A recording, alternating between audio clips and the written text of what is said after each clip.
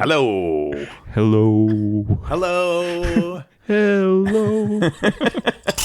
Let's go! Hey, kids. Hey, Dad. War crimes will be prosecuted. Does the word duh mean anything to you? Yeah, I chose this profession, so therefore I earned beer. You want to go to the matinee? The feeling is definitely there.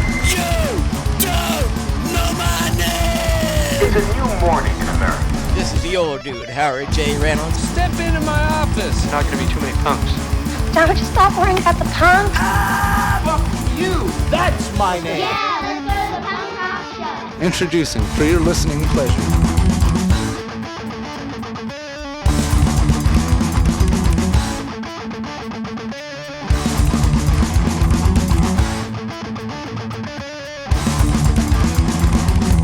Well, that's not a good way to start my pen rolling. Hi, and welcome to the High Fives Punk Rock Podcast. I'm your host, Mike, and with me is Justin. Hey, Justin. How's it going? Good, Mike. How are you? I'm doing fine. It's a lovely, god-awful hour in the night, like always, but... The things we do. Yeah. How's your week been? It's been okay. Yeah, just busy. Life is busy, but always happy to make time to do the podcast. Thank you. It's always a pleasure to be here with you, if always means never. If always means never. You went to Refuse last week. How was that? I did. It was awesome. It was a bit of a gong show getting there with a small flight mishap, but I'm so glad I went. It was an awesome show. That band is like, I've seen them. I think this is the third or maybe fourth. I think third time I've seen them, and they're like attention to detail, not only in their music, or the attention to detail in their music translates so well to their live show, where like every bit of like lighting and showmanship and everything just is like so well put together, not in like a dance routine choreographed way, but just in a like thought out kind of way. It was awesome. Like, it was so good. Did they just do Shape of Punk to Come front to back, or did they do like a little bit of No, they did a full mix of all their stuff. Oh, awesome. Yeah, which I think actually made me sort of feel bad for the band in the sense that like they can't, I don't think anyone could top an album like The Shape of Punk to Come. And it's not that their other releases or subsequent releases are bad by any means. I think they're actually like really good. I think everything they put out has like a number of great standout tracks, and they played a lot of those live. They played some older stuff too from the album before and even before that. Like, oh, that's cool, because I don't think I've seen them play stuff from like 93 or 94 that they put out. So I don't think they played anything before that in the few times I've seen them. Maybe they did. Maybe I didn't notice, but I'll agree with you. Every time I've seen them, like, the showmanship is off the charts compared to other bands in the genre. Like, it's a show. Like, yeah, absolutely. And it's impressive how they pull it off. Anything else new and exciting in your world? Have you seen any good TV shows, any movies or anything like that? Or are you just busy living the old man work life? No, I did finish watching Paradise, which I thought was quite good. Great soundtrack. I thought it was cool how they sort of tied 90s rock through the whole thing. And like some pretty cool covers to like wrap up each episode, or at least in each episode. So I thought the music choices in that show were good, and as like a good, kind of cable TV type of watch. Nice. That's funny, because the first question I was going to ask you has to do with songs and soundtracks. So that's had I planned this better, that could have been a great segue. But now you'll have to wait. All right, we'll come back to it.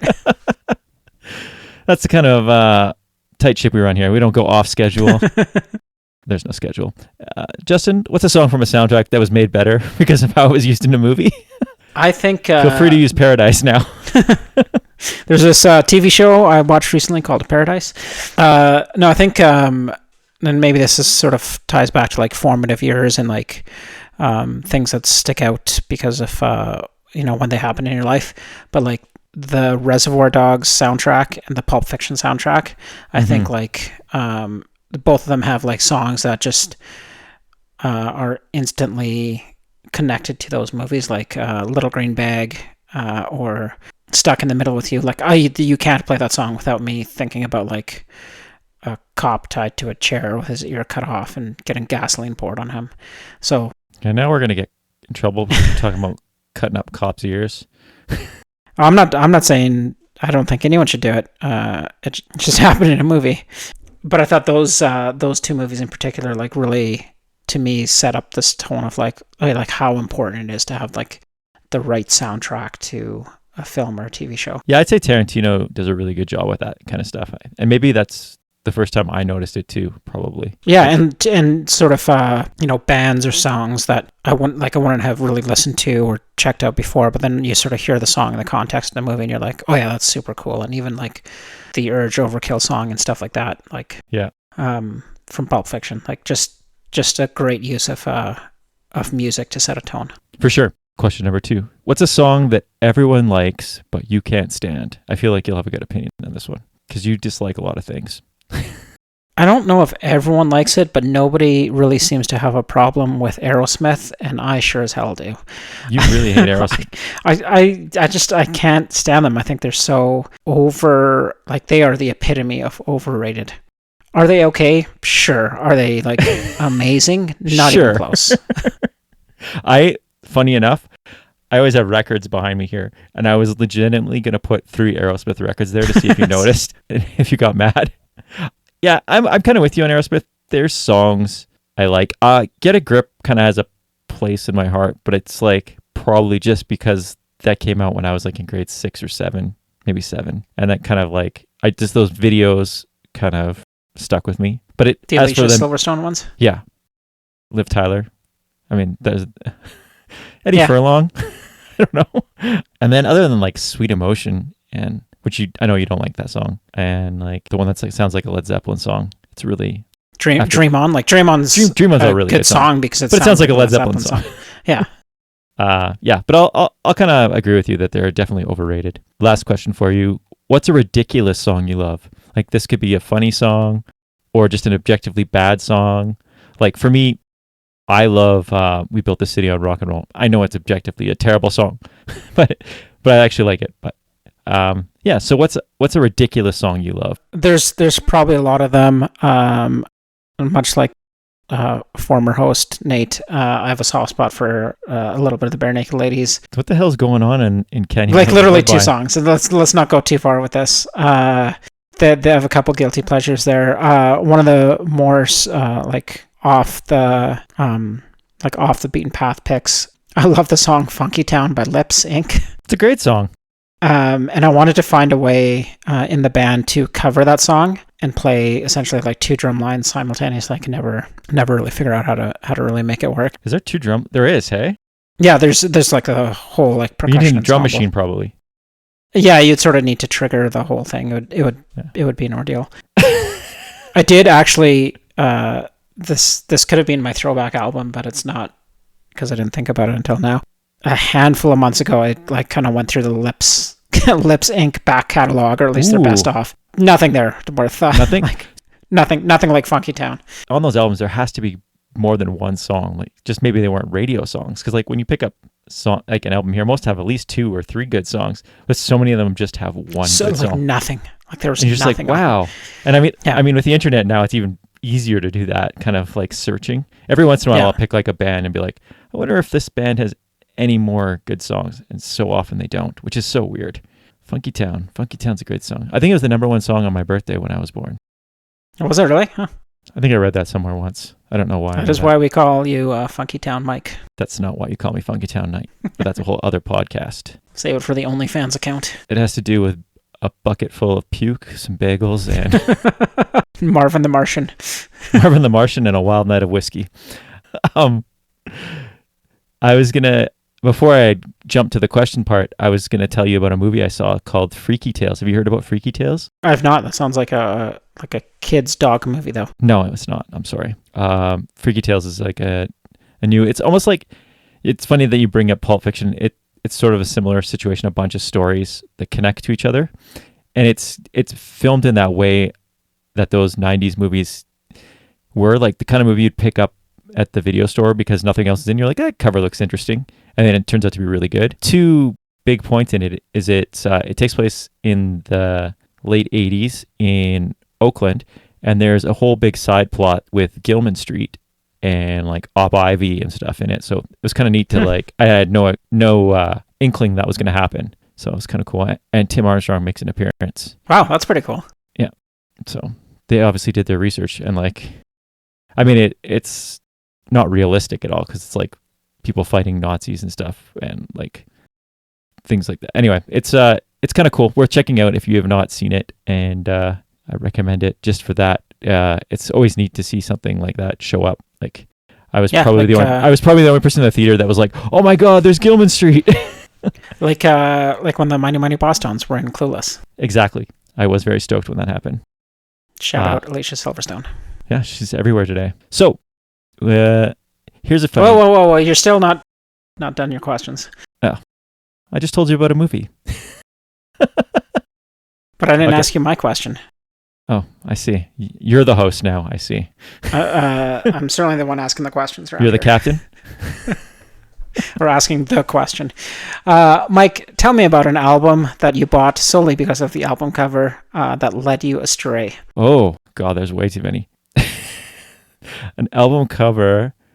This one right here, actually. I was wondering if that was the one you were going to pick up. Because it looks awesome.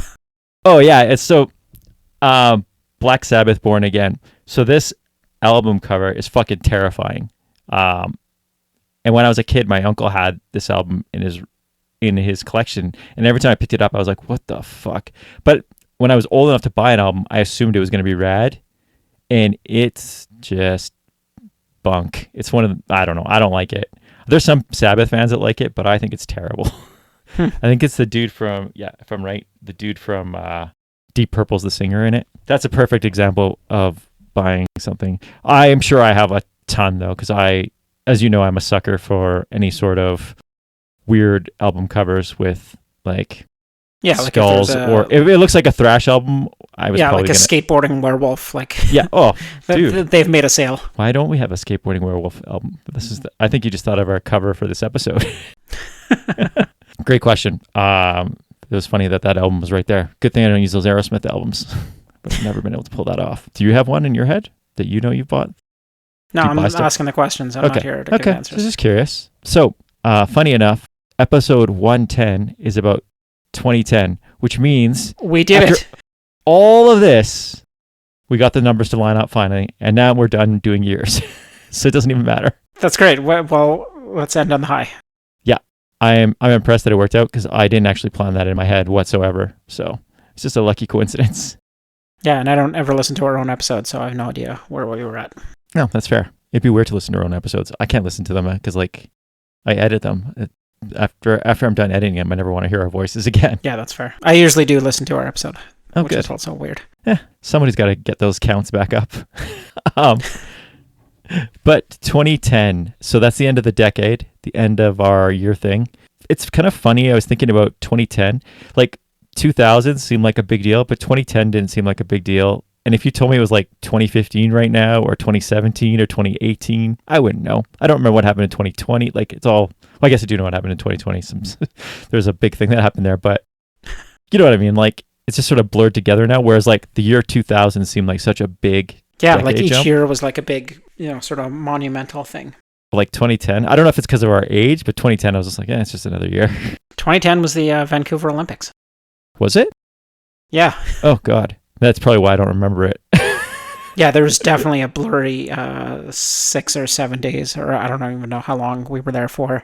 I was legitimately telling somebody the story the other day how you stole from McDonald's because they just put a pile of hamburgers out. And you're like, I'm hungry and I'm drunk. I'm just going to steal. Well, they were just calling out no orders, and I figured one of them had to be mine. Sure, without paying. Or ordering. Man, 2010 Vancouver Olympics. I missed that. That was a good time, I think. There was a lot of Axe body spray. There was a raccoon. We went to a whole nother city and another island for a couple days. Well, that was just to like take a shower. Yeah, it was a giant blur of a good time, but also a blur. Actually going to Vancouver for Refused, I think, is the first time I've been back there since the Olympics, which is also crazy. Really? I haven't been back, but I have a long-standing anti going to Vancouver stance. That's how like you feel. Just me digging my heels in now for no apparent reason whatsoever. So yeah, I forgot about that. But I guess that happened. That was fun. For Canadians, Crosby's goal, pretty big deal. That was legendary. Yeah.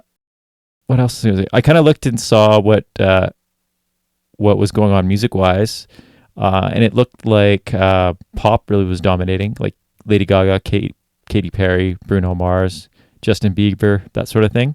And then I saw an interview that was talking about that year, and they referred to it as the year of skinny jeans wearing, year of dance pop positivity. So yeah, I guess that's what was going on. Dance pop I hate positivity. all those things. Yeah, I know. Skinny jeans just don't work for people like me. I also don't recall ever being very positive, but I'm sure that tracks. Yeah, I want relaxed, fit negativity. That's it. That's It's the most dad comment you'll ever get out of me. well, other than yard work music.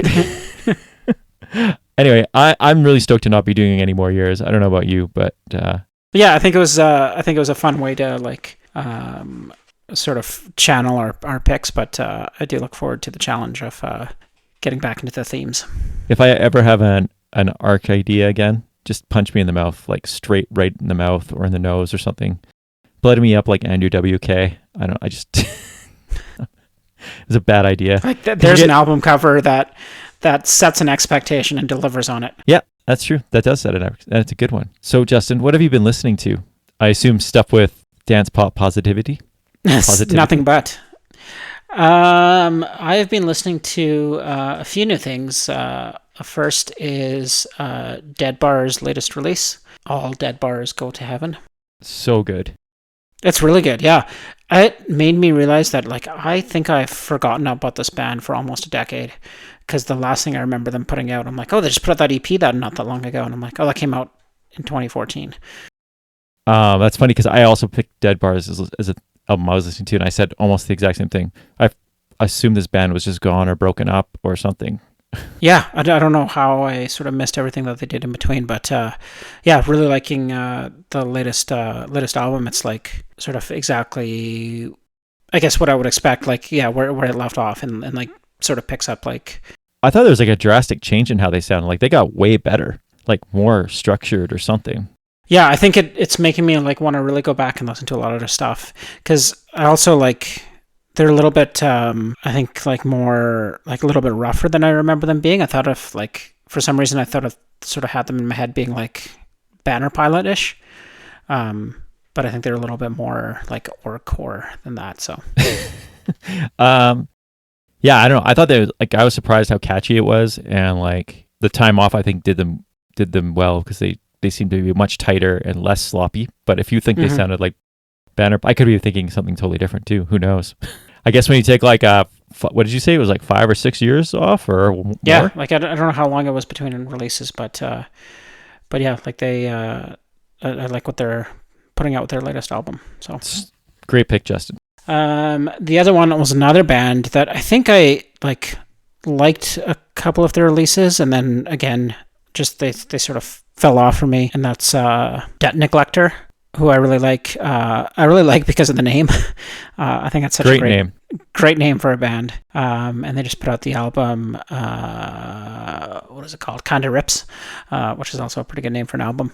And again, just for some reason, and maybe I'm wrong, and maybe they just came out at the same time, but I always have this band not mixed up, but correlated to The Eradicator.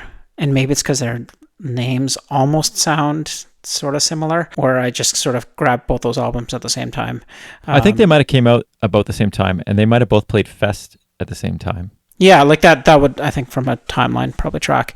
Anyway, the latest Debt Neglector, a right mix of like punk rocky, but also catchy and melodic, and pretty fun to listen to. So I like their lyrical content too. It's pretty like in your face about the shitty things going on in the world.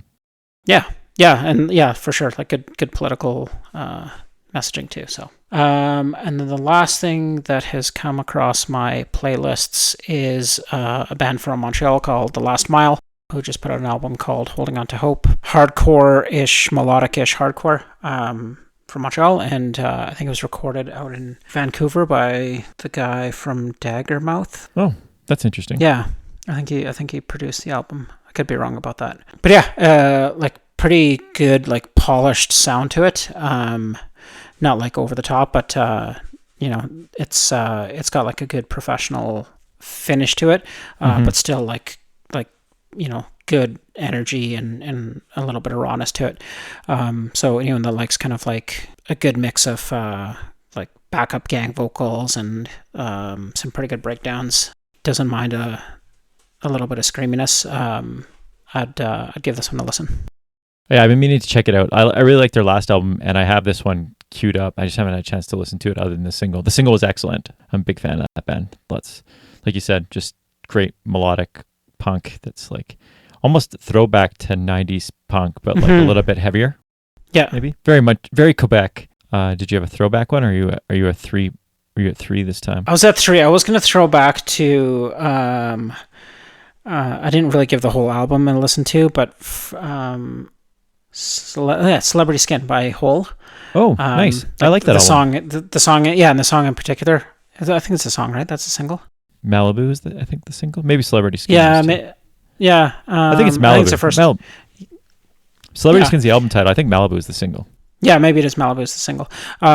It's such a good song, and like the lyrics on it, and when you sort of like, you know what happened, like know now what happened back then, and like all the things Courtney Love talked about like how being a woman and being famous is not the same as being famous. Like it just, everything comes with a price, and how like gross and disgusting Hollywood is.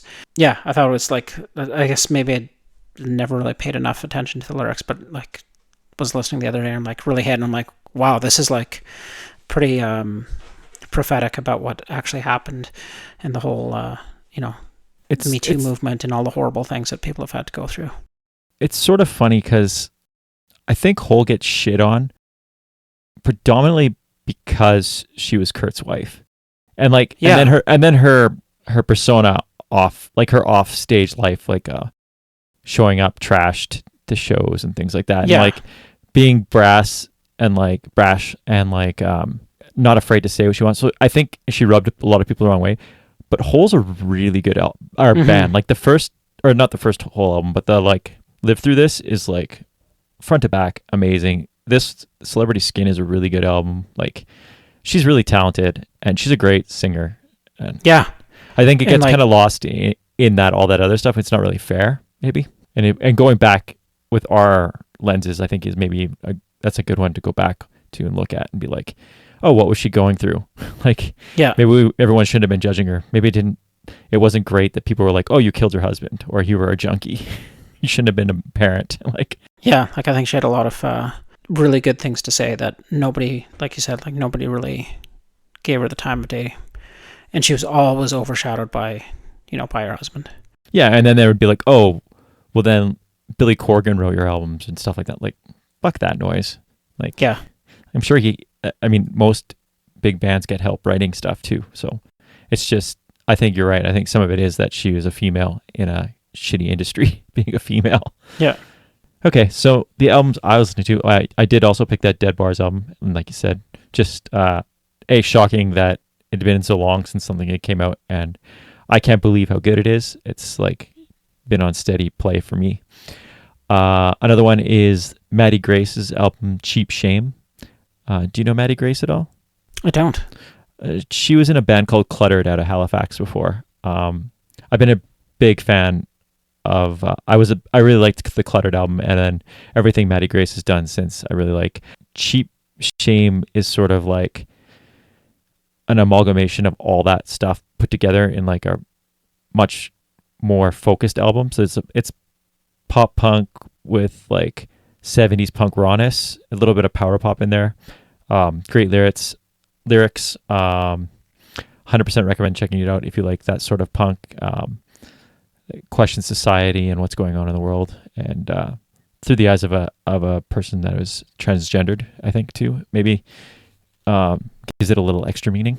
Another band is Hot Wax and their album Hot Shock, and it's funny you bring up Hole because there are some similarities in Hot Wax. They play grungy punk rock in the style of a lot of that mid-90s stuff. So it's like not not straight up rock and roll, but like that grungy rock and roll punk, kind of like, do you know the band Elastica? Yeah. So they kind of sound like Elastica, but a grimy version of Elastica, if that makes sense. Like a more raw and like rock and roll version of Elastica, less Britpop, more whole. It's one of those albums that if it came on during that show Yellow Jackets, which has a lot of 90s nostalgia music in it, you would assume it was just a lost gem from that era. It's also one of those albums that seems to get better with each listen, so I'd recommend checking it out. Last one is a band called Vicious Cycles and their album Get Wrecked, which actually comes out in a couple weeks. But full disclosure, I received a free record from Pirate Press last week. I'm only bringing this up to make Nate jealous, because if he's listening, he got so mad that I got a free record from Territories and he didn't, that I think that's why he quit the podcast. Well, I'm going to quit now too. But now that this is out there, I can't say enough great things about this album. To be honest, I'd heard the name Vicious Cycles. I know they play around town a lot. They're from Vancouver, and I know they've played Palomino a bunch of times, but I've never really checked them out, which is kind of a shame. It's a great rock and roll punk album. Kind of reminds me of Rocket from the Crypt, and if Rocket from the Crypt and Almighty Defenders had a motorcycle loving baby. It's a full-on stomper of an album. It's just straight up rock and roll, like, you know, that kind of rock and roll, Yeah. that sort of thing. It's got like, but you could, I bring up Almighty Defenders because it's got like almost like the vocals almost have like a raspy soul thing to them too. So it's just awesome. Thank you to Pirate Press for sending that my way. Sorry to Vicious Cycles for never checking you out. I am a full-on convert now. That's what I was listening to. Cool. Good picks. Some good stuff Thanks. to check out. And what baby doesn't love motorcycles? Yeah, of course. It's safe, right? You put them Yeah. right on there. And Patch quiet. them up. Quiet. It's good for their hearing, right? Development. So moving on to our topic now. Is there anything else about 2010 you wanted to bring up other than we were Courtney Love drunk in Vancouver for the Olympics? Yeah, I think other than that, the rest of the year was a bit of a write-off. I'm not sure what happened. Nor can I remember, but it was a hell of a ride. Some good music. There's lots of great albums to pick from 2010. Like the list I came up with like quickly was shocking how many I could put into this topic. Yeah, for sure. I had no problems like coming up with a list of like 10 plus albums, and then cutting it down from there was a bit of a challenge. What I did find was that it really seemed to be when a lot of like punk stuff started to, I don't know, like digitize or like sort of push into like sort of electro clash punk dance kind of stuff. Skinny where Jean. yeah, without the positivity though.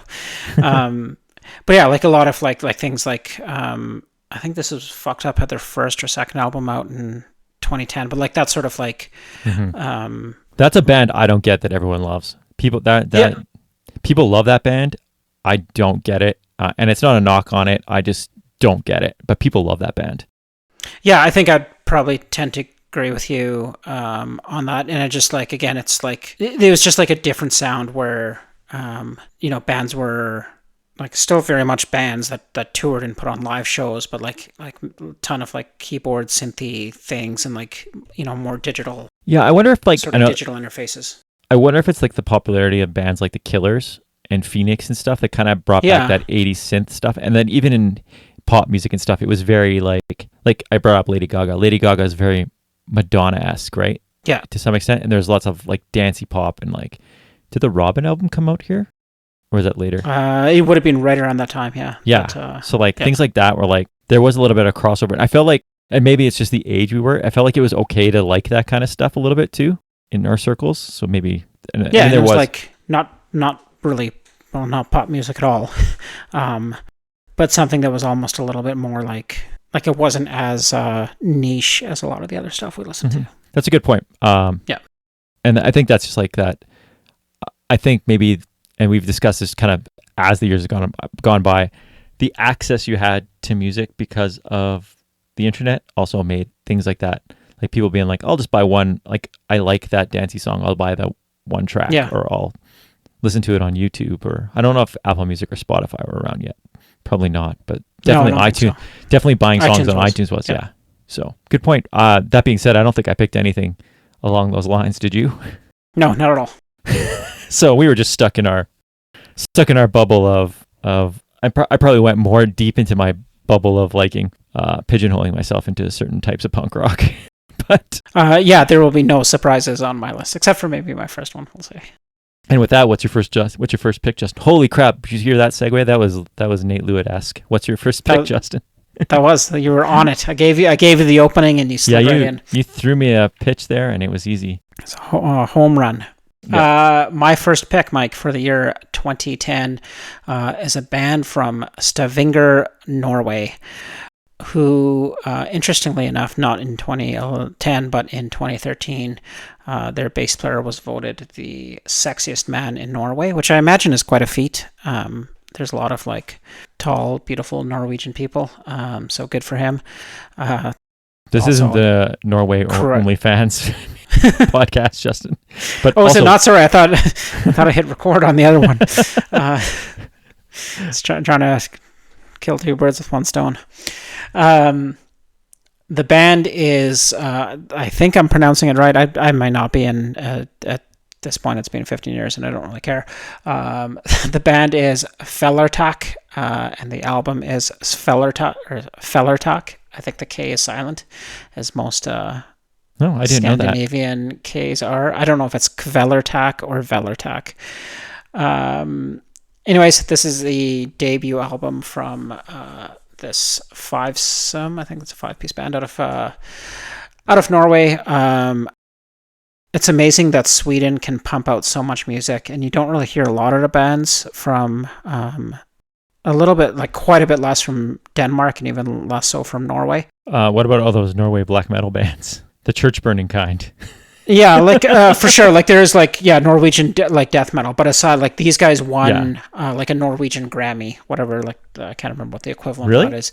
That's crazy. I see. I can't fathom to understand how big metal is in Scandinavia. Like the fact that one of them would be named sexiest man. Like that's a crazy feat. Like that just wouldn't happen here. And they won not like a like best metal band. They won best new band. And it's not like I won't steal your thunder with the album, but it's not like a palatable album if you don't like that kind of music. Like it's not at all. Like I would show it to someone and be like, I know you don't like heavy stuff, but you got to check this out.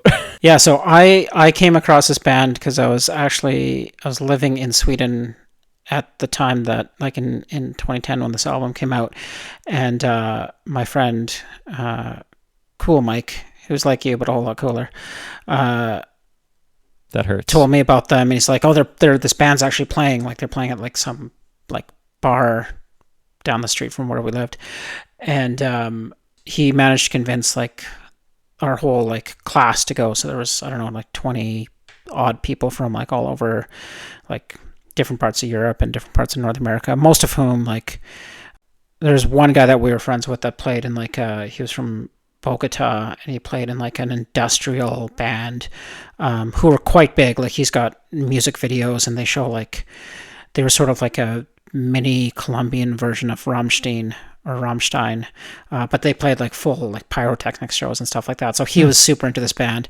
but other people that were there were like, and they're like Patagonia jackets and stuff like that, and they're like, what on earth is this? Because this band is absolutely terrifying.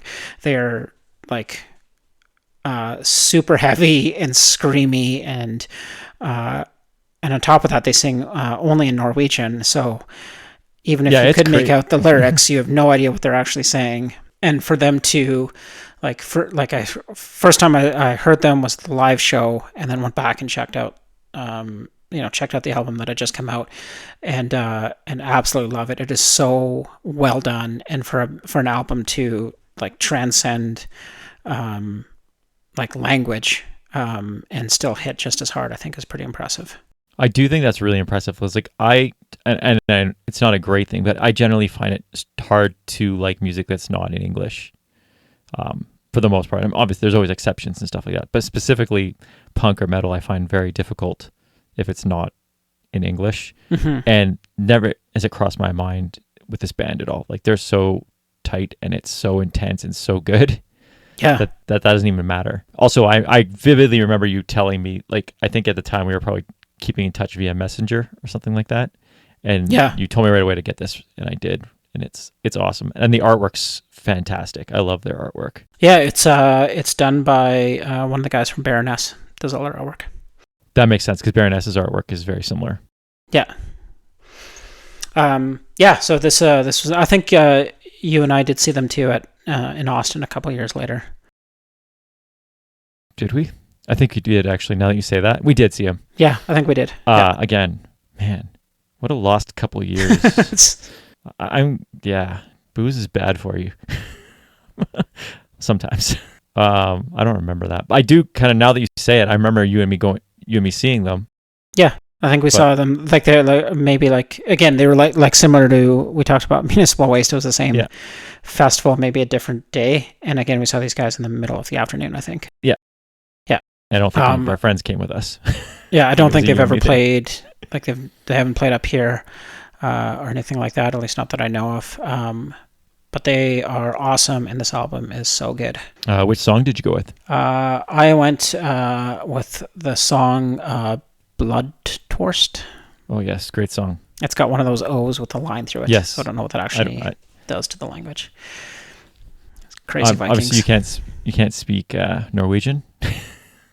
No, it's actually quite a bit different than Swedish. I assume it would be. Not that I can speak Swedish by any means. That was my next question: is can you speak any Swedish after being? No, but I could probably fake it a little bit better than I could Norwegian. Fair enough. Yeah. I don't think anybody's coming after us for your mispronunciation of this band. I'd be happy to be corrected because for 15 years I always thought it was I've been saying it one way. Kvelertak, so I think you're probably right. So good pick, Justin. Great band. My first pick is a band from Montreal. Got to get that CanCon out of the way right away. The band is the Sainte Catherines. The album is Fireworks. I don't remember loving this band or the album in 2010. Somewhere along the way, I did fall in love with both this album and the band. And I think it's something about the lyrics on this album that really hit me as I started to age. And I was listening to it actually today at work.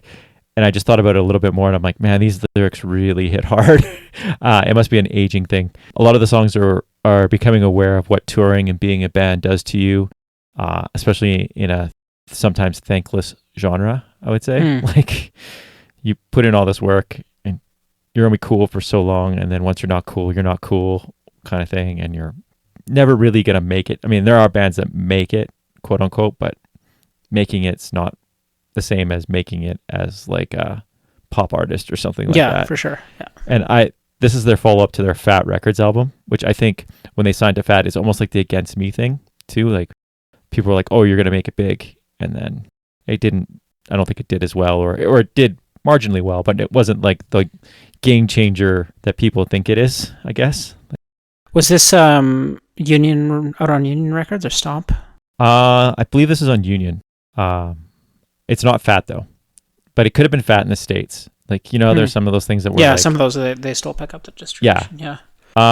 The album isn't as fast or aggressive as Dancing for Decadence. And again, I don't think I even noticed it that much when I was listening to them at the time. But now that I listen, I'm like, it's very different.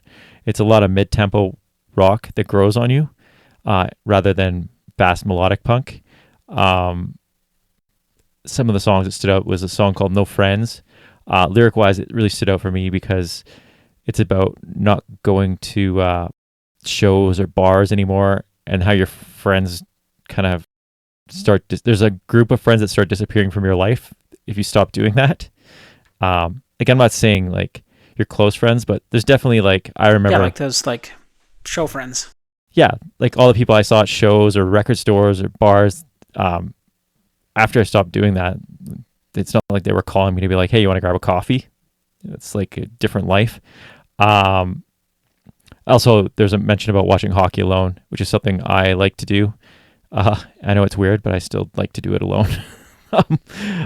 There's also a song, same sort of sentiment with their song, I'll Miss the Boys, which is about, I think, the band kind of breaking up or not touring anymore and stuff like that. And I know I was never really in a band, but it sort of hit me in the same way, because once you become irrelevant in that scene, again, like you kind of miss certain things. Like, and I almost equate it to when I started playing sports again.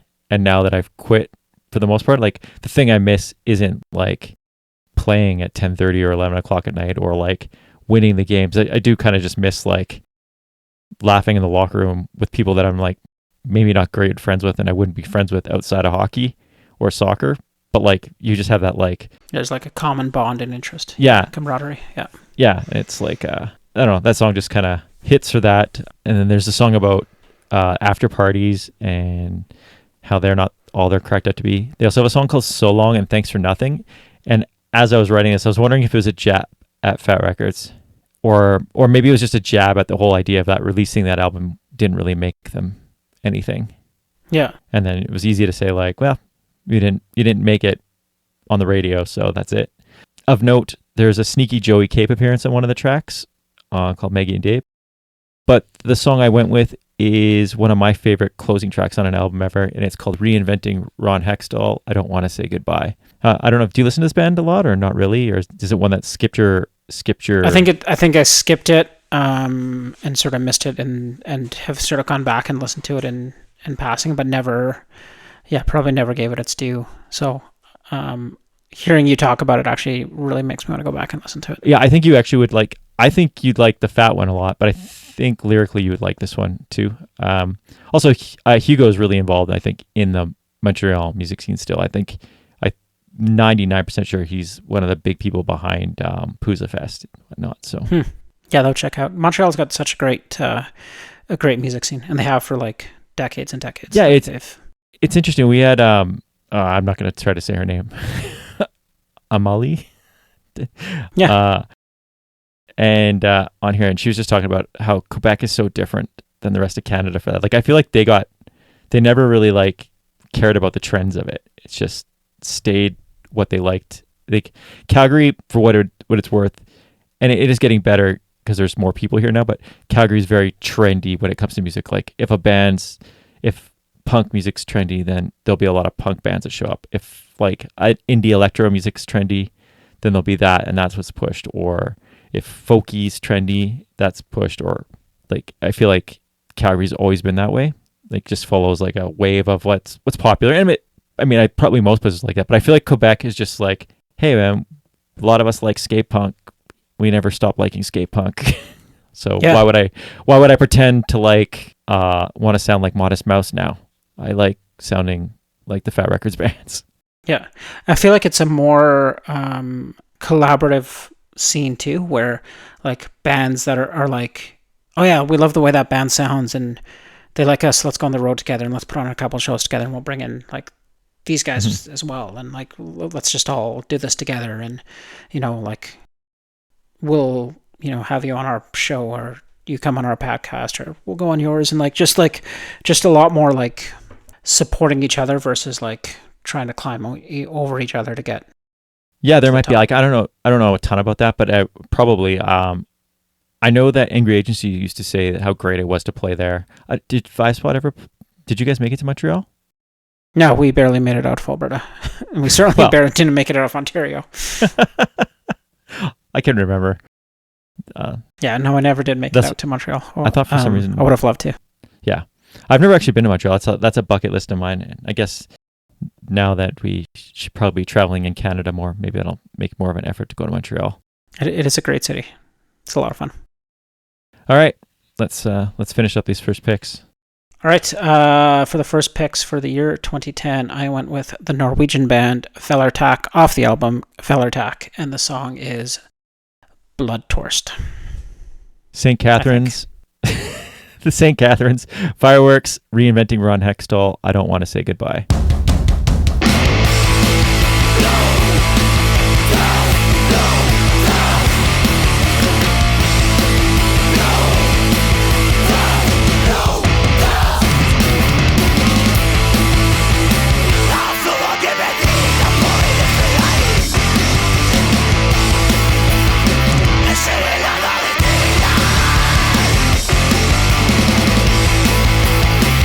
Escapé, escapé.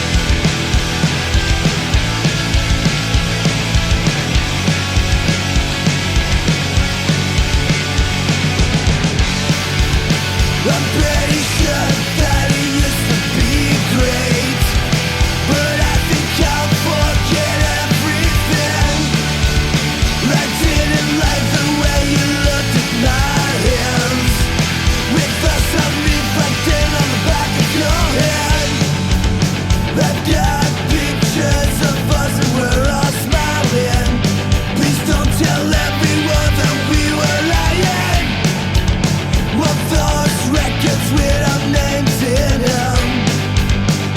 He deserved it, he almost killed a man. I don't wanna say goodbye. I don't wanna say goodnight. I don't wanna say goodbye. Goodbye.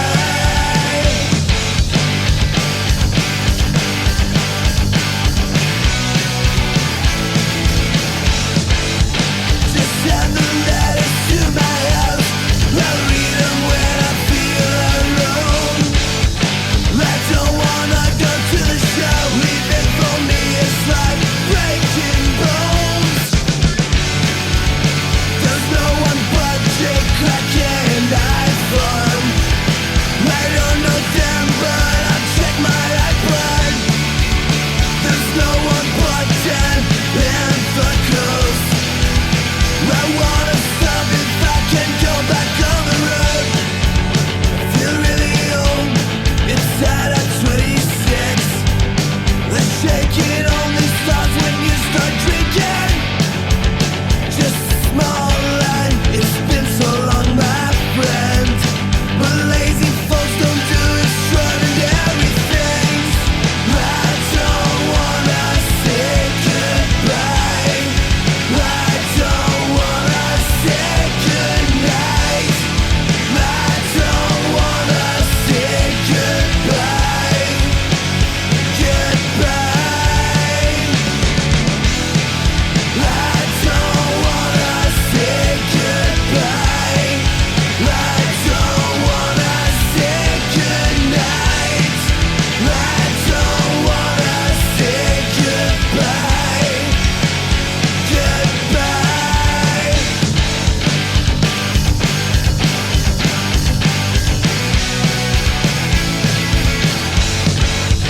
I remember 10 years ago, we used to care about the smallest detail.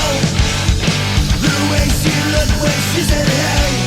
She looked like Betty Page. She looked like Doris Day. We knew that we would fail.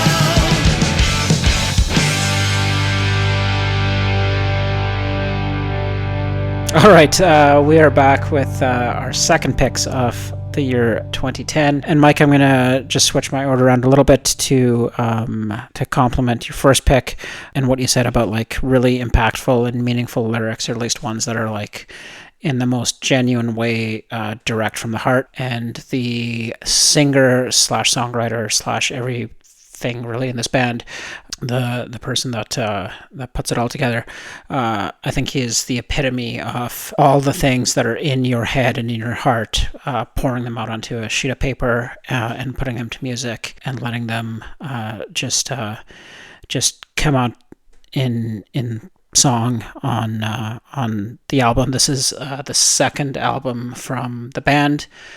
From Minneapolis, Minnesota. The band is Off With Their Heads, and the album is In Desolation. My understanding is Ryan Young is the singer-songwriter, and I think every album and maybe every tour that they did, he would play with different musicians just to get like a bit of change up and a bit of fresh air into the music. So I don't know if that's still the case or if that was just a sort of a moment in time for him, but these are like some of the most I guess like vulnerable lyrics I've ever heard on an album. And when you listen to them, and I would recommend like anyone that wants to like pull up the lyrics, sit down, listen to them, and you'll hear a guy who's willing to and really willing to open up and put it out there and say things that I don't think most people are willing to be open about. And when I think of like mental health struggles and how hard it can even be to put those thoughts and feelings into words, I think Ryan Young does an exceptional job of like talking about like crippling anxiety and depression and how much it feels like you're living like a life in secret. And it's in unbelievably powerful stuff, matched to some like pretty great punk rock and roll aggressiveness. Yeah, I think you summed up Off With Their Heads very well. The lyrics are so dark that I actually struggled to listen to them originally when I started looking at the lyrics, because it was like, man, this guy's going through it. But like you said, it's and now later on having dealt with some of my own issues and like knowing so many people dealing with issues, it's really valiant, I think, to be upfront with that kind of stuff. Because I think once you're upfront with it, it makes it a little bit easier to deal with. And I mean, everyone's experience is different, but it does make it a lot.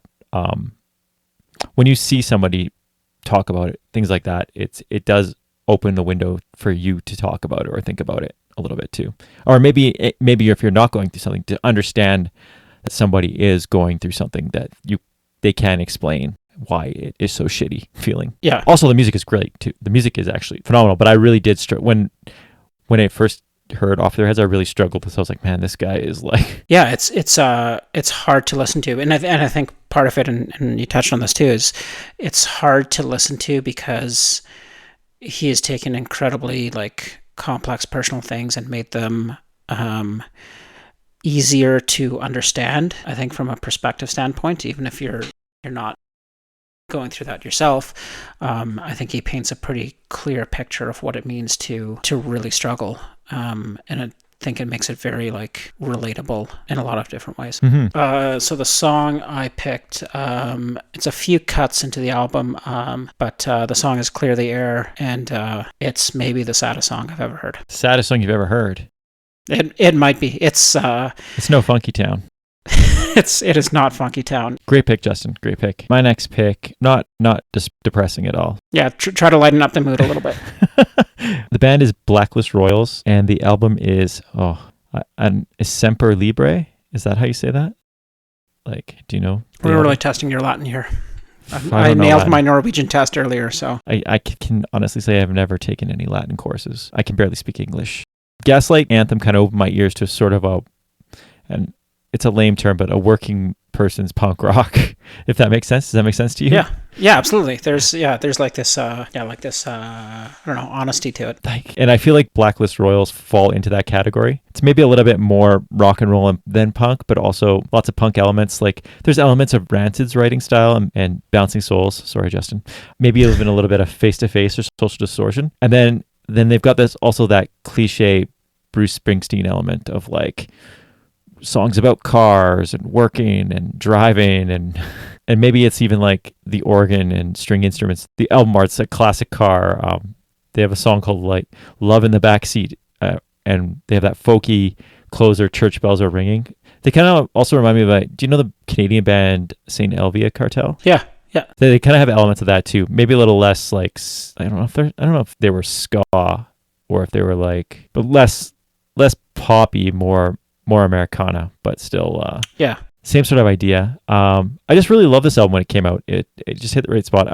I was kind of looking at reviews and I kind of got like subpar reviews online, which I was kind of shocked because I remember really liking it when it came out, and I still go back to this one quite a bit. And I ended up ordering some albums from them, and they sent me a Switchblade comb, which also goes along with the whole Americana thing. It totally does. Yeah. Do you like them very much, or do you listen to them too much? Or no, I do like them. They remind me of Brogues. Yeah, I get that too. Same sort of thing. That same sort of thing, right? It is like again cliche, but it's like blue jeans and a black leather jacket kind of thing. Yeah, like that makes sense. There's a visual that goes along with the music. Greaser hair. Yeah. Maybe a neck tattoo. But like not like an affliction neck tattoo, but like the kind that like a barber might have. Yeah, totally. The song I ended up going with is called "Howling at the Moonlight." I just that's a good song. That's a great song. It's just really catchy. Yeah, it really captures all that into one, like the punk and the Americana sound. So yeah, that's it. That's all I have to say about Blacklist Royals, and potentially, if I said it right, Semper Libre. I don't know what that means even. Do you know what that means? Come on. I know a Cuba Libre is just a rum and coke. Huh. That's about it. It's about cocaine. I think Sempa is Latin for cocaine, isn't it? I don't know. I've never been to Latvia. I've heard it's nice. Beautiful this time of year. I have been to Latvia. Actually, it is quite beautiful. Hold on. I haven't been to Latvia. No, wait, I have. Tell me about Latvia, Justin. Was Latvia nice? Not that Latvia has anything to do with Latin. I've been to Riga for like a day or two. It was nice. It's really nice. They have a really nice like downtown. Cool. Old City. All right. No one wants to hear about your trip. It's reliving European past. All right, for the second picks of the year 2010, I went with the band Off With Their Heads from the album In Desolation and the song Clear the Air. Blacklist Royals off the album Semper Libre, Howling at the Moon.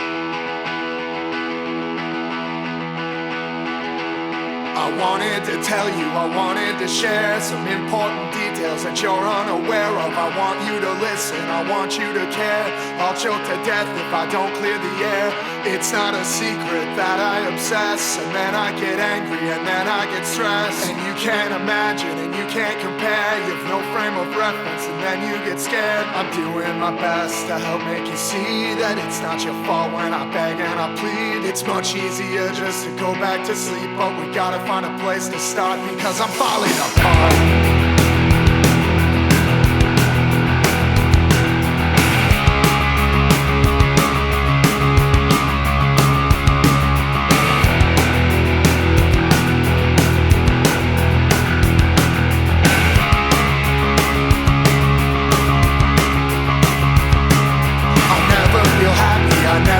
Safe. I can't let myself ever stay in one place. I look in the mirror and I see the face of a failure who'll never be significant. The face that you see from the morning to night is the mask that I put on to hide what's inside. I don't take it off until you fall asleep. I don't want you to see what lives inside of me. I thought I'd get older and it'd go away, but it only gets worse. It causes more pain, and being alone is getting so hard. I just gotta tell you, God damn it, I'm falling apart. I'm down on my knees in the dark, feeling for whatever's left, but the pieces are falling too far. God damn it, I'm falling apart. I'm down on my knees in the dark, feeling for whatever's left, but the pieces are falling too far.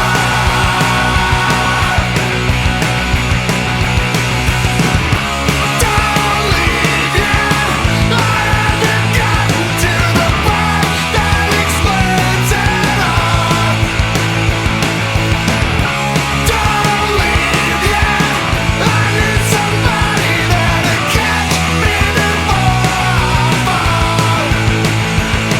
To catch me before I fall. God damn it, I'm falling apart.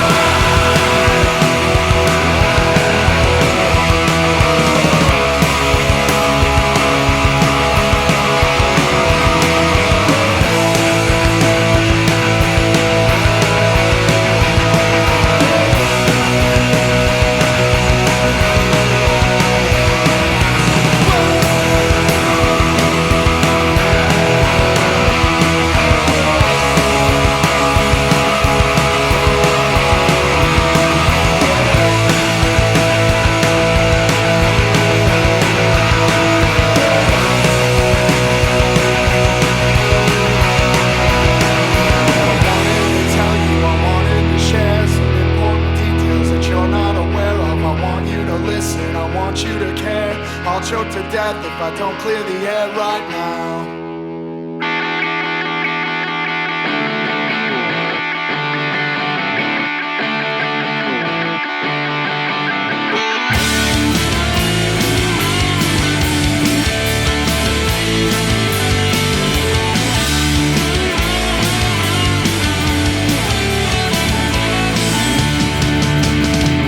Blood faces and neon signs fade into blackness, cover up my mind.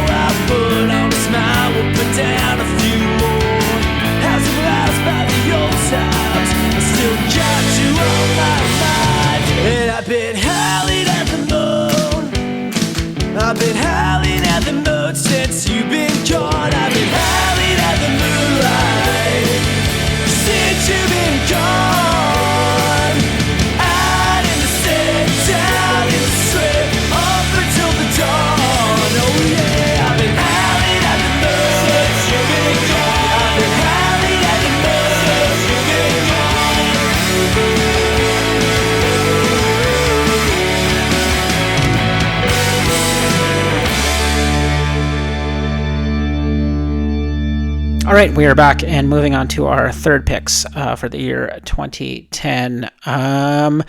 This pick is actually going to go well with my previous one, which was Off With Their Heads, because these two bands actually played together in Calgary. I want to say not that long ago, but again, in the blur of time, it probably was at least a decade ago, if not more, or less. I'm not sure. It doesn't really matter. Oh, it's got to be a decade. Yeah, I'm trying to think, because I saw these guys in Fest, and I was there in 2014. It probably was that same year. That. Yeah, so maybe around the same time. It was at that weird venue. It was. I can't even think of what that venue is. It's like some dingy basement with a bar on the, or the stage on the side. Yeah, because downstairs was that place where we saw Dave House a bunch of times. There was like a library. Yeah, I think upstairs maybe? is Greta Bar now. Did that used to be the Fox and Firkin? Was that what that was? No. Fox is next to Broken City before. Isn't that where this is? No, oh, sorry, no, it's further down. Yeah, this is Last Best now. This is a lot of CalCon. Yeah, we are. If anyone wants to talk about bars, 2000s Calgary nightclubs, there's probably another podcast for that. The band I'm talking about is Iron Chic, and I've seen them a couple times now. They're awesome on record and pretty lackluster live. I'm not going to lie. I love a band that can deliver a live show that lives up to their albums. And I think both times I've seen these guys, they've been a bit of a letdown. I think in my head, their lead singer, he reminds me of Zach Galifianakis, which probably nobody wants to hear. Like new skinny Zach Galifianakis, or like Hangover. Yeah. And I think when I saw them at Fest, he was extremely hungover.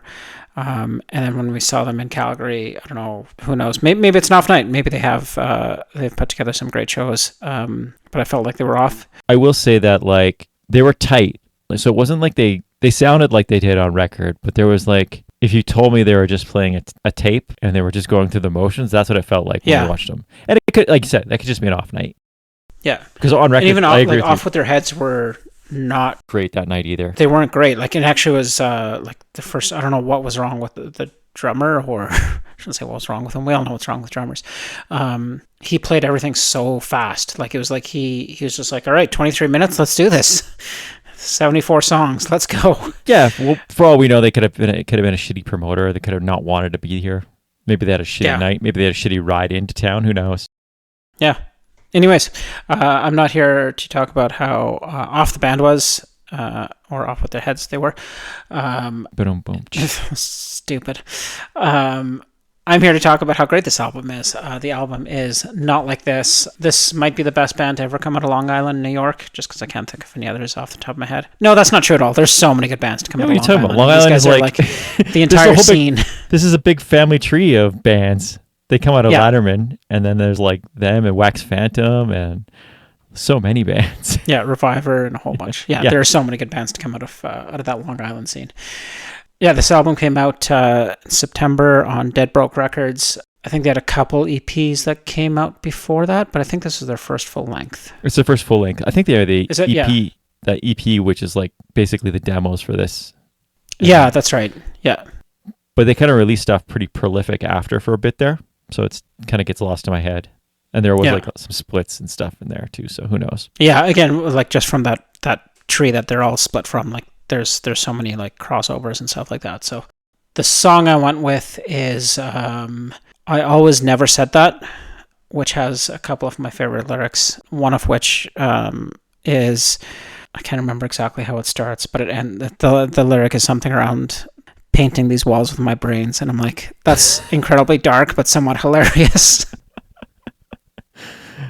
I think it's just a great line, and I remember posting that to this is also going to date, well, maybe it's off the time, like posting that to my like Facebook status, and a bunch of people were like, oh my god, are you okay? And I'm like, oh, it's a great song, you should check it out. And they're like, what is wrong with you? That's the horrors of seeing that kind of stuff show up on your feed, and you're just like, why did I write that? Oh, what was I thinking? Totally.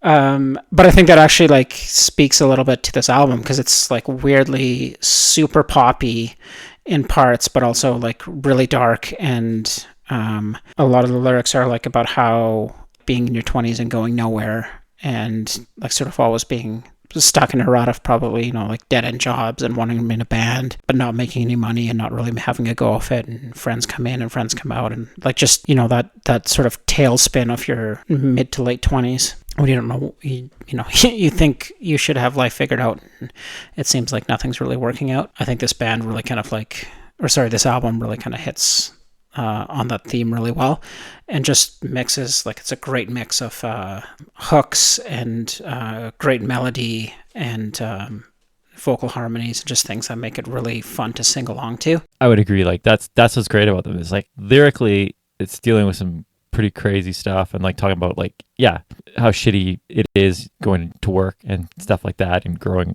and like stuck in like a rut, but at the same time it's like so catchy and like energetic. You want to sing along to every single word. I don't know, this album, I still listen to this album probably once a month, so I'm glad you picked it. Like, it's such a good album. Yeah, it's a great one, and I like the artwork too. It's fun. Yeah, I do also like the artwork. I'm going to stick with the Latterman family because this is one of the side projects of Latterman, much like Iron Chic. This is Matty from Latterman's band, and the band is RVIVR, and they're self-titled, which also came out at this time. If Fireworks made me feel disillusioned with spending so much time in love with the genre that we do this podcast about, RVIVR did the exact opposite for me. This band is everything I love about being involved in punk rock, and it's political, the DIY ethos, lyrics about inclusivity in a genre that sometimes pretends to be inclusive but really isn't. Like, they put all the RVIVR albums are free to download at the time, which was also really cool. They just put them up on their website for free. They did their own distro and everything. I think later on they might have signed to Don Giovanni Records. Is that the name of that record label? But the albums are still for free on Erica's. I think Erica ran the label, and she put that stuff up for free there. One of the things that's instantly catchy about RVIVR is the chemistry between Matty and Erica's vocals. The way they play off each other and create this poppy but aggressive tone is perfect. And considering this was their debut, it's pretty crazy how the chemistry was like instantaneous. Mm-hmm. I really like the recording on it because it's not, much like Latterman and Iron Chic, it's not like perfect, but they capture like the energy, but still like the recording doesn't suffer from that either. You get energy and emotion with the shouting and like the gang vocal kind of feeling to it. And I don't know what that's called, like the musical thing, but like it's like the muting of like the guitar works really well with them. I think all the bands in this kind of family tree use that way to progress through the song. The guitar tone and the vocals and the pace. It's also like an album that, despite their lyrical content, is poppy enough that it can appeal to people that maybe wouldn't necessarily pick up an album with like this kind of lyrical thing. Almost how like Later Against Me is, like it's palatable to a certain group of people that maybe it wouldn't be there's palatable. Like a level of polish and approachability. If you've never heard RVIVR, I would suggest listening to them or any of the bands in this family tree, much like Iron Chic. Just really good. Nate and me stumbled on a random RVIVR show in Calgary at a bike shop, which was like on a Sunday afternoon, and it was so rad. And like we had already known who they were and gone to see them, but it was a non-advertised show, and it just felt like kind of like the basement shows that we used to go to when we first, despite it being in a bike shop, it sounded awesome, and they were so tight and just like just amazing to see live. I'm so mad I've never seen them again, and never will, I guess, because they're not around. Hard to pick a song, but I decided to go with Cut the Cord because I love how the opening with Matty saying empty buildings, but they keep on building, which is a good term or a good lyric about how we do stuff in society sometimes. That is a great lyric. I quite like this band too. I think they're, again, good pick, lines up well with Iron Chic and all splitting out of the same family, but these guys certainly took that political side versus the personal side. I mean, there's definitely a lot of personal things in their lyrics, but like I think sort of look a little bit more outwards on some of their stuff. Yeah, and plus they were as they got bigger, they were really like, I mean, and probably from the start, but they were really queer positive and stuff. So and I was reading something that Eric said when they started getting bigger, they started demanding that when they tour, that the opening band had to either have like that's right, they had to be like a female or queer or like transgendered or something like that, just to get that representation in there, which shouldn't have been an issue in our scene, but the amount of backlash they got online for it was pretty insane. Like she said, even like feminist groups were like writing stuff, which she was saying like it might have actually not been feminist groups, it might have just been shitty dudes, which if you look at society now, it's not entirely shocking to see. So. Yeah, exactly. Yeah. I saw them as well as the same year at Fest that I saw them and Iron Chic play. And yeah, even things like in the middle of the show, like I remember them like stopping for like a full moment of silence for people of color that had been murdered by police. Yeah, stuff like so that. Again, like just not being afraid to make like political statements and making sure that that's part of who they were. And ultimately, like, and maybe this isn't for everybody in every scene, but I feel like when we went to shows, that was so prevalent when we first started going to shows that I always felt like that was important, and it made me feel like I was part of something, even though I'm legitimately the worst kind of like stereotype. I'm a white middle class dude, like sort of okay at sports. Like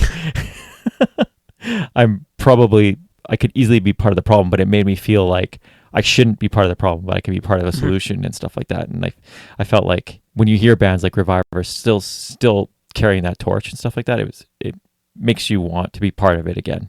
Yeah, that's a great point. Like it does, like it sort of reminds me of going back 20 years and like going to all ages shows where, like different activist or awareness groups had, the same presence that the bands did with their merch. And there would be, tables for Free to Bad or PETA or Food Not Bombs. Food Not Bombs, Amnesty International, Anti-Racist Action, like all these different groups that just had something to say, and it really kind of created a community that was like, if you like this music, this is part of what this music represents.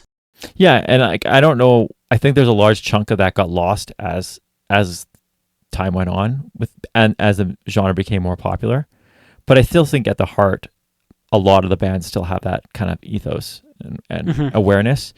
And you hope, like I learned a lot. Like I'm not sure to say, like it's not something I was exposed to growing up necessarily in school or and not really at the fault of my parents or anything like that. It's just nothing that was like on the radar until I started going to shows, and I'm like, oh, well, there's this whole like I never heard about Food Not Bombs. I never heard about the Anti-Racist Action Group or like things like that. Like obviously I knew about racism and things like that, but not like there was like organizations actively combating something that I guess if you're blind to it, you don't really see it if it's not as visible to you. Like it's not like there was KKK marches at our school, but there probably was some. Well, there was the one, but that was before I learned about punk rock. That's okay. You've changed. You've grown a lot. Yeah. Anyway, we could go on for that for a while, but again, just one of the good things about the genre. Yeah, for sure. I think it's good. It's great to have bands like this, whether it was in 96 or 2006 or 2010 or nowadays. Just I think it'll always be part of punk rock to sort of like not just be a bit of counterculture, but also like shine a light on marginalized groups and call for justice and call for action and call for those that don't have a voice. Well said, Justin. All right. Well, I'm not going to do better than that. So let's wrap up our third picks for the year 2010. I went with the band Iron Chic off the album Not Like This, and the song is I Always Never Said That. RVIVR off their self-titled, and the song is Cut the Cord.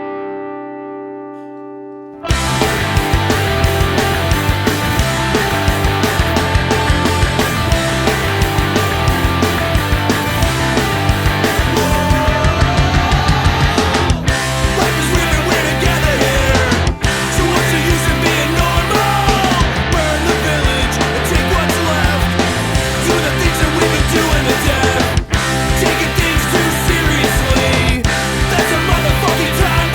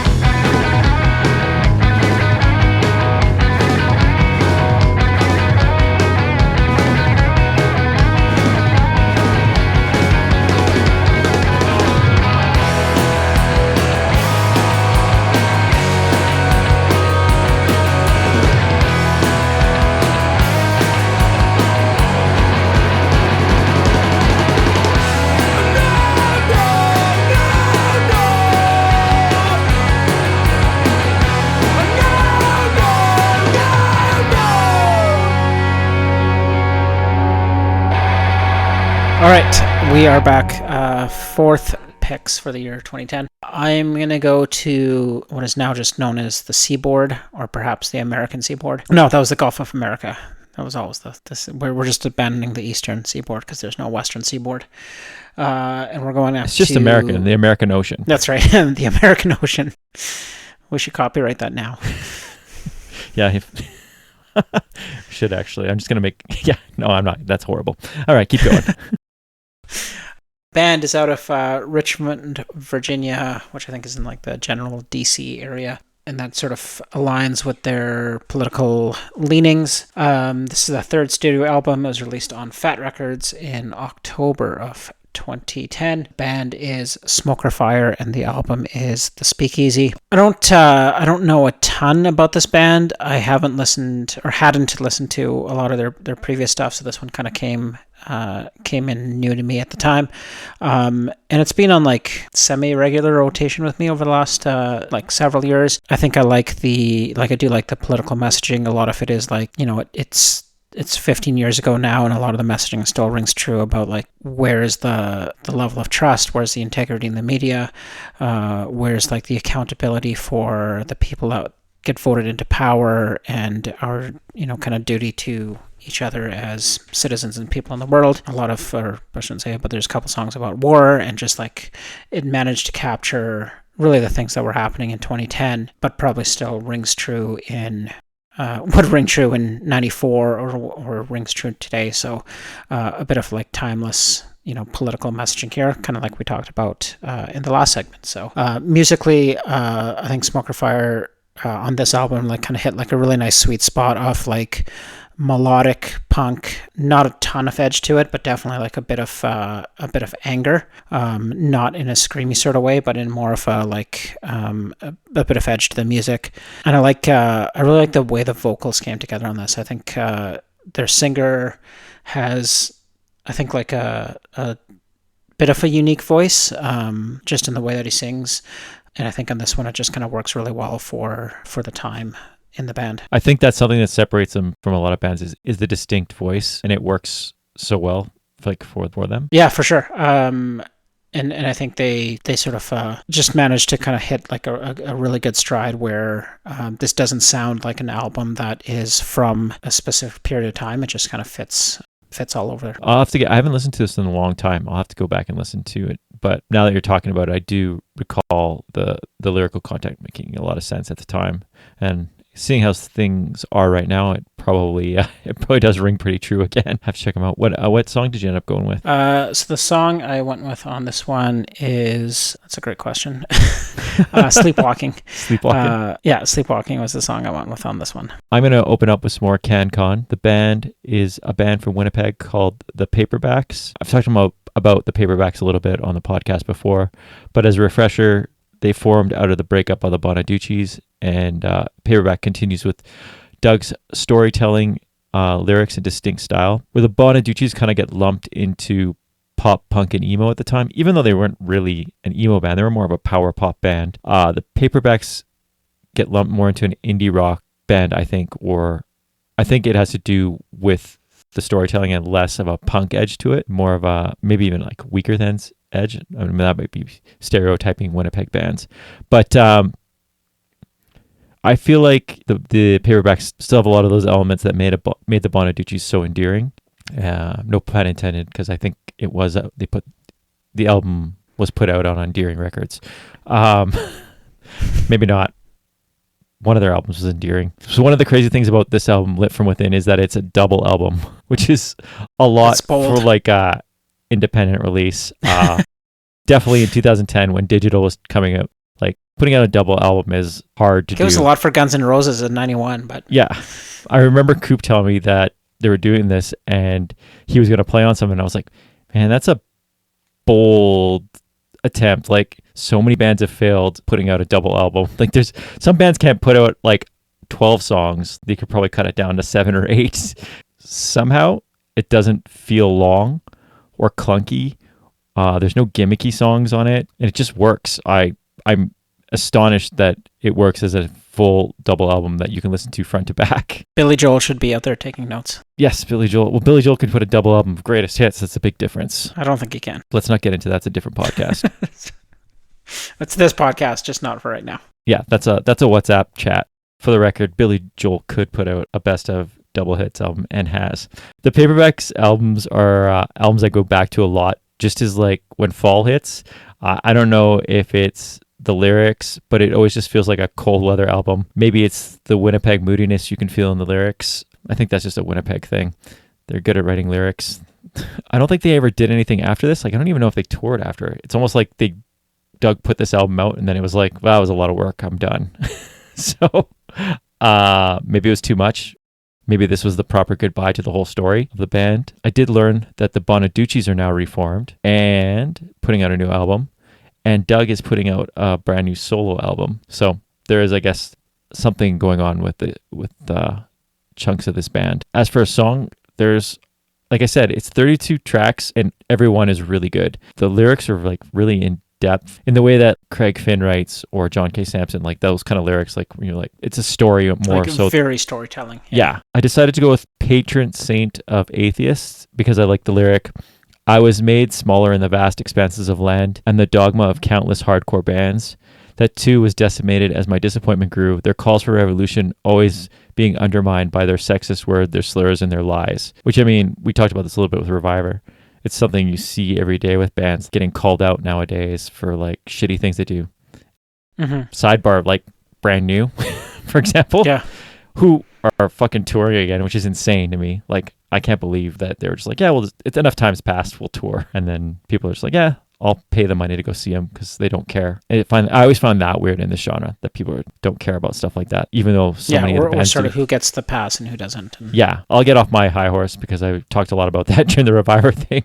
The Paperbacks are great. Check out this album. It's not on any streaming services, again, for some unknown reason, but it's completely free to download on Bandcamp, or you can buy the CD. And I hear CDs are cool again, so you should consider picking it up if you want to change a CD to listen to the rest of the album.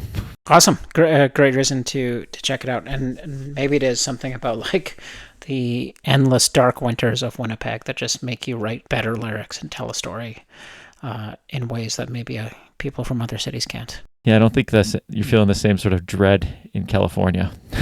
Yeah, maybe not. Like you think about not to like be overly like CanCon-ish, but like Winnipeg is a city of what, like 250 or 400,000 people, and has probably put out more bands than Calgary has. Like maybe even like Rush is out of Toronto, but like it's an artsy city.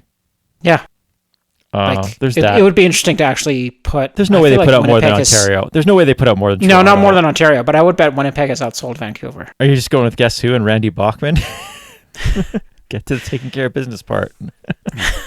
Maybe. I do think there's something to say about like the environment making it a place that's hard to live, and then it's an outlet, I would say. Yeah.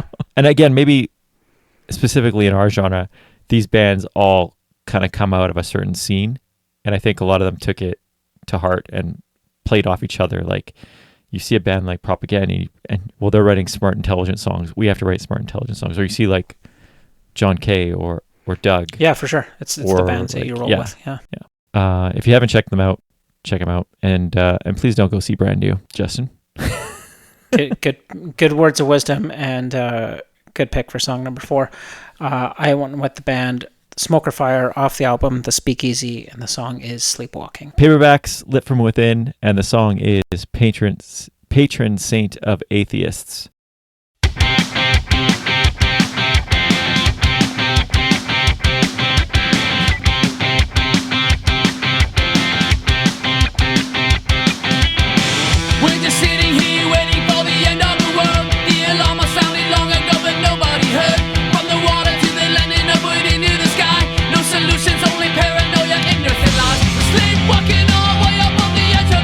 We're being led by politicians, led by lobbyists. There's a virus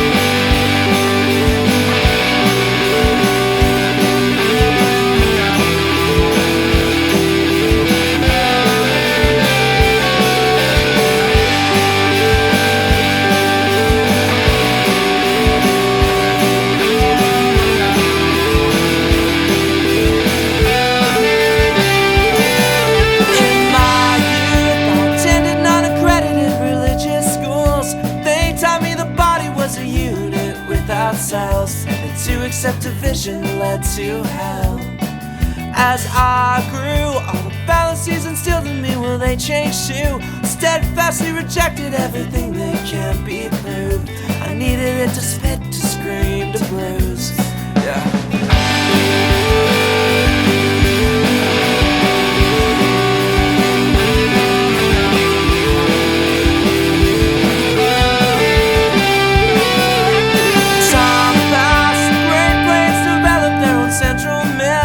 I was made smaller in the vast expanse of land, and the dogma of countless hardcore bands. Well, that too was decimated as my disappointment grew. The calls for revolution always being undermined by their sexist words, their slurs, their lies. Ooh, I could never get a hold of myself. I never got a hold of myself, and when you asked, I'd say there's this world and another one. Let's just get to the other one. But now we've fallen too far. Petitions for our security are denied. So march with me on in on. Patron saint of the atheists to the light.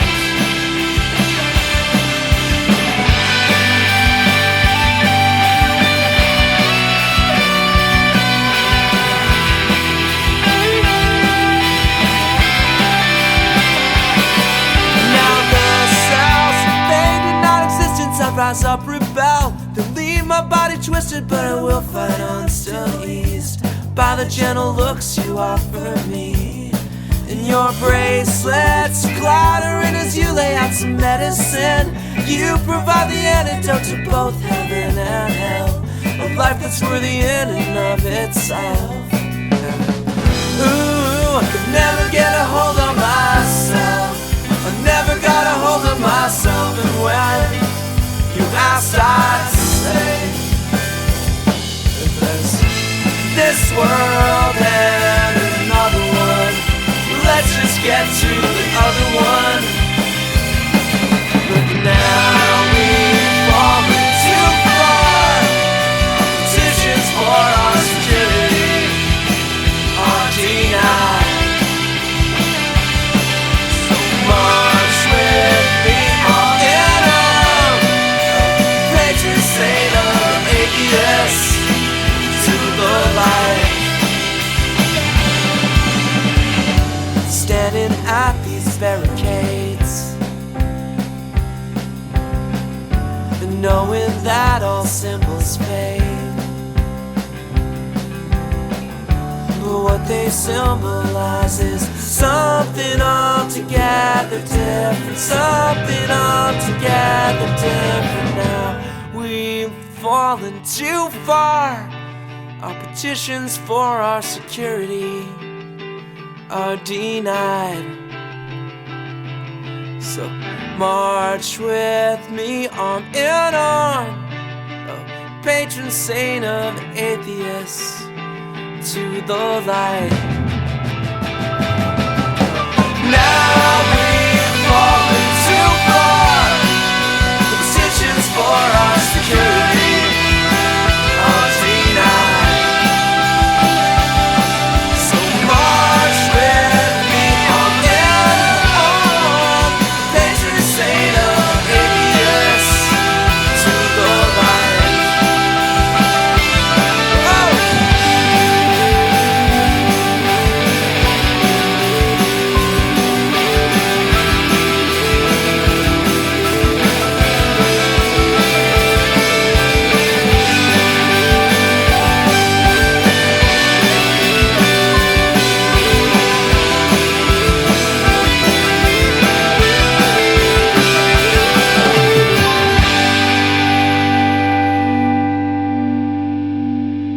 Thank you for listening to our little podcast. Each month, it seems like we have some more listeners popping up. on the statistics. So thank you for listening. If you like what you hear and you think a friend might also like it, please let them know about it. Justin, thanks for doing this as always. It's always fun to hang out with you and do this, even if it's late at night and we're rushing to finish it. I know we both have busy schedules, so it's awesome that we can take a chunk of time to just hang out and talk music and talk about things.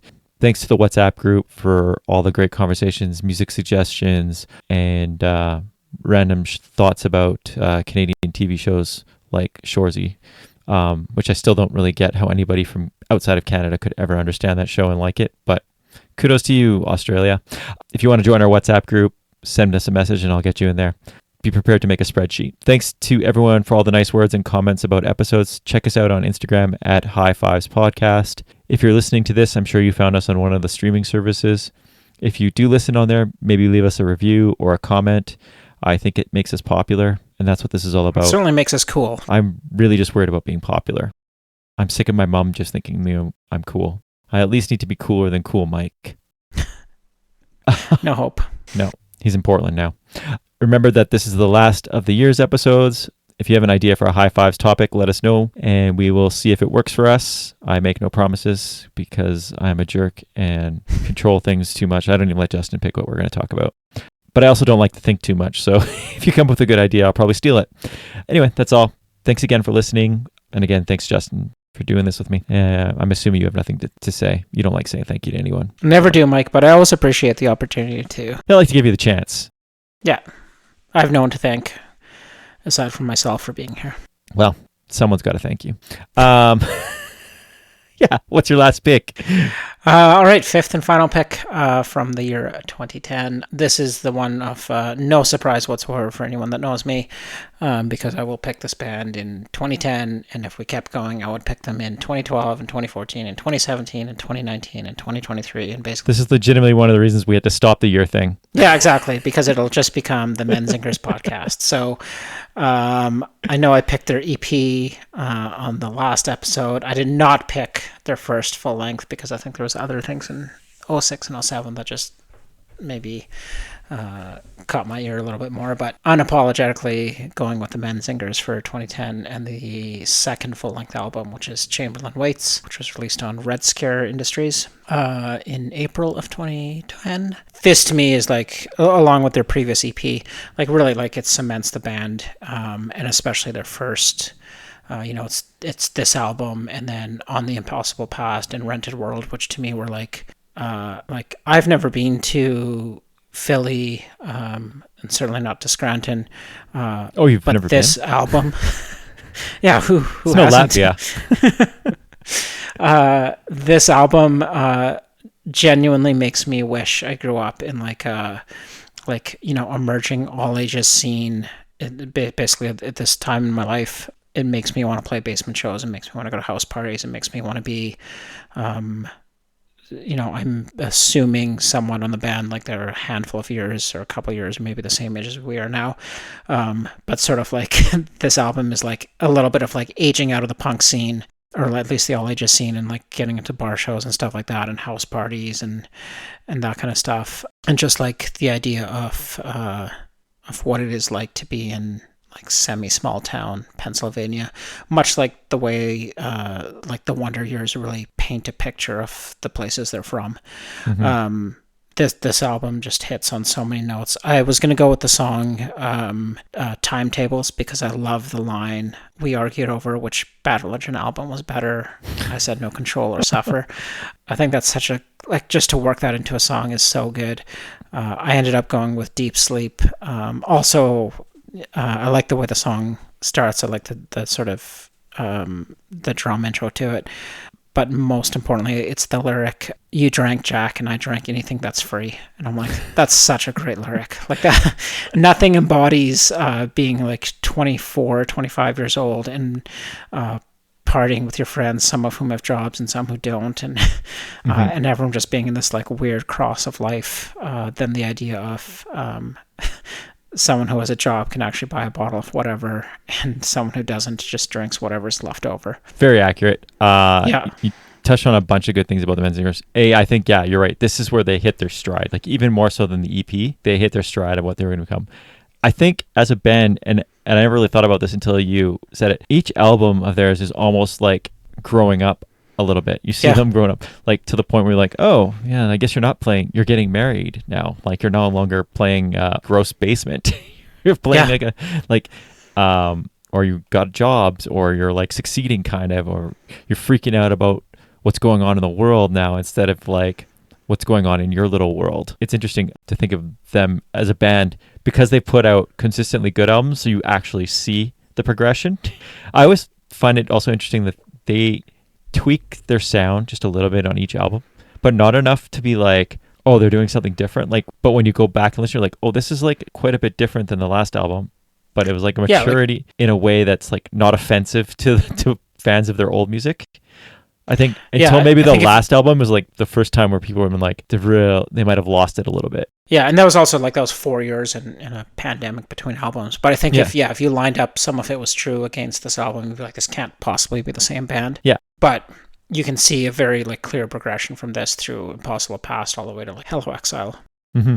I like that you brought up the Philly thing, because when this band came out, I had the same sort of feeling. I'm like, I wonder what like shows are like there. Like they seem like so fun and like so tight knit in these like gross basements. Yeah. Like I guess here we have basement shows, but the basements weren't like terrible. I think because Calgary's not old. It's not an old city, so they were never like. I was never worried about the roof. I've never thought about that. Yeah, like going into like a cellar, like a 240-year-old Philadelphia basement. It actually seems so much more gross than one that was built in like the 1970s. Yeah, like we went to a house built in the 60s or 70s. Their basement. Yeah, my house is built in the 70s. Like now, it's just a little bit different. And like I said, I never worried about a roof collapsing or something. But I assume like 100 kids in one of those basements, you never know what's going to happen. Yeah, for sure. And it's interesting, like sort of making you wish you were part of something in the same way that like a band like Op Ivy makes you want to be part of like, oh, it'd be so cool to be like, Gilman in '88 or something like that. There are bands that make me want to be in like, it'd be cool to be in like Philly in 2010. Mm-hmm. It does seem like there was like a burgeoning scene, especially in that part of the world at the time. Yeah. Or that Long Island scene, like that. The Winnipeg scene doesn't really want to be part of the Winnipeg scene. I love the bands. No point to those bands. Like when basically all they talk about is ways to get out of Winnipeg. Yeah, great band. I love this album. I find very few things of theirs I don't like. So, great band. Always good live too. Perennial favorites. Arguably my favorite band. I would definitely associate them with you. Yeah, they very well might be. Mm-hmm. Love this band. If like early 90s Justin, I would associate with Strung Out, then Thrice, and then this. That's fair. I'll take it all. The next band, I'm going to guess, and my final band, I guess, I'm going to guess you've never listened to this album, because it does not seem like an album you would like or even would have piqued your interest. The band is... I'm interested. You're just going to take your headphones off and walk away now, aren't you? The band is Bars of Gold. Do you know them at all? Sounds familiar, but I might just be. The album is called Of Gold. It's to be honest, and we talked about album covers before. When I saw the album cover, I was like, I don't want to pick it up, and it just looked like your typical 2000s indie rock album cover, like that handwriting that's like a little bit off center, just looked like kind of like kids art almost. You know what I'm talking about, right? Yeah. Like that kind of thing. Yeah. So I just had no interest in it. But when the year-end lists started coming out from like, I know Punk News for sure, it was on like a bunch of people's on theirs, and it made the rounds and kind of piqued my interest. I'm like, I have to check out what this sounds like. And I don't really know how to describe this band. They're kind of all over the place, but if I had to guess, it'd be like if Modest Mouse was more punky. Like, because his vocals are very Modest Mousey. Like, do you know, like that kind of shouty thing? But the music isn't as indie rock. It's more punk. That being said, the album opens with this weird like 8-bit Nintendo sounding song, which right away sounds like it should be a turnoff, but somehow it works. Like I have no idea why it works, but it does. Then the second and third songs are a lot heavier. There's more punky indie rock sound to it. Then there's a song called The Hustle, which is the first song that got me into this album. It's a banjo driven track, which again, not really my cup of tea. But it's like chase music? No, it's got like a pounding drum line. And then now that I'm thinking about it, you know how you talked about how there was like electro influence in punk? Yeah. Maybe that's what this was too. It's not really electro, but it's like just like the drum is almost like that though, but then it's like this fast banjo and then shouting lyrics. It's like almost like art punk, but it's not. It's somewhere in between folk, indie, and punk. But then there's nothing else on the album that sounds like this again. It's like throughout this whole album, there's just like this weird change up, but it all works. I guess that is art punk, what art punk is a little bit to say. I've never listened to any of their other albums, so I have no idea if they're still around or what they did after. I know they were members of a different band, and I can't remember off the top of my head what it was, but like one of those kind of punk bands you heard about but never really listened to. I ended up going with the song Cannibals, which is the closing track, and it's just such a great closer. And again, doesn't sound like any of these things that I described here. So it's an interesting listen. I recommend listening to it. I went through it a couple days ago just to see if I still loved it as much as I do, and I do. And again, makes no sense, but it works so well, and I just love this album. Cool. What an interesting pick. Interesting is the word. Well, I don't know if you'll like it. I'll be honest. I don't know if you'll like it, but you might. You never know. Yeah. Could be your new thing. Could Picking be. up the yeah. banjo. And maybe this is like banjo Justin era. Like sort of. This is the time of like I like the way like sort of art punk, right? And sort of being avant-garde and just trying to like push new things that push punk into different places. Sorry, Justin. I'm just gonna look up what band they were in before. Bear versus Shark. Oh, okay. A band I know the name of, but I never listened to. Yeah, I don't know if I remember or recall what the band sounded like, but I'd love. Do you know what like the Bear versus Shark reference is? Is it like one of those things like who would win enough? Like a. Yeah, I think the premise, as I remember it, is like in a shallow enough pool of water where the bear wasn't at a disadvantage, but the shark could move around. Who would win in a fight between a bear and a shark?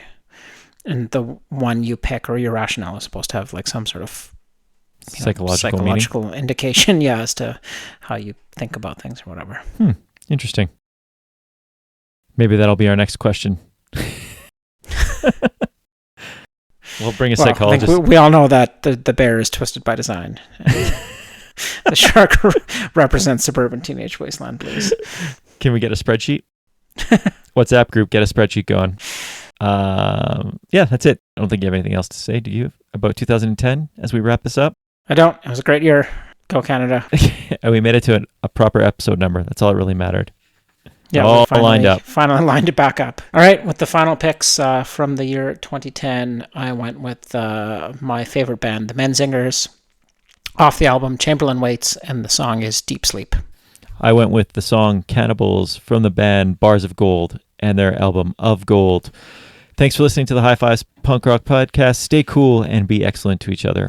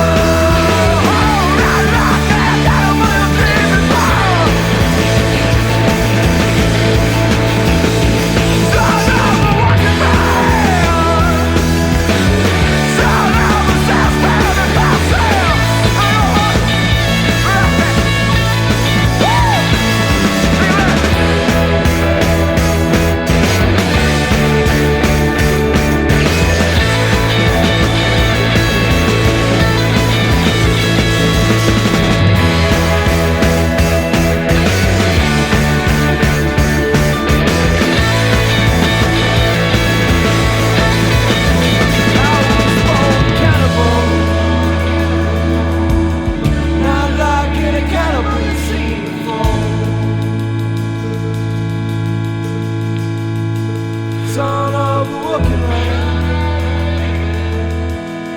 son of a salesman, car sale.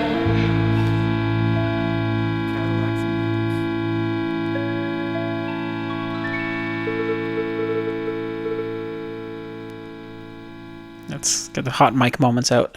Yeah. I'm not talking about you. Just hot Swedish Mike who is apparently cooler than me. It was Fort Collins mic Fort Collins. I now doubt the coolness factor. What's going on in Fort Collins? As much as I mean, Wyoming? he lives in Portland now, so. Oh, okay. Well, there we go. That brings the coolness factor back up.